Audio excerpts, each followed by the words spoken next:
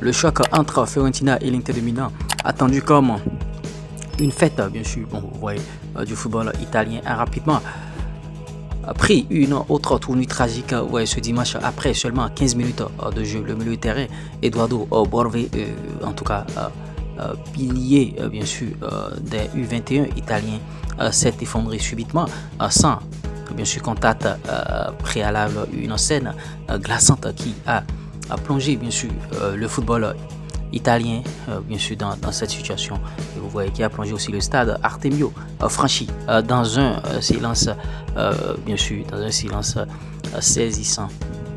Les secours ont réagi avec une remarquable rapidité, entourés par des coéquipiers visiblement bouleversés. Certains joueurs en larmes bien sûr ont tenté de libérer bien sûr des voix, ouais, les voix responsables, des voies respiratoires s'il vous plaît bien sûr du jeune athlète évident, ainsi que bon en tout cas issu encore plus grave, et vous voyez transporté d'urgence vers un hôpital florentin.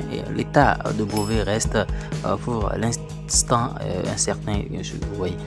Et ouais, la rencontre bien sûr entre le Fiorentina et l'Inter a été interrompue après qu'Edoardo Bove ait fait bien sûr cet incident, et les joueurs des différentes équipes et l'arbitre principal n'ont pas retenu bien sûr les larmes avant que le milieu de terrain italien ne soit rapidement transporté à l'hôpital. Notons que les nouvelles sont rassurantes bien sûr au niveau d'Edoardo Bove.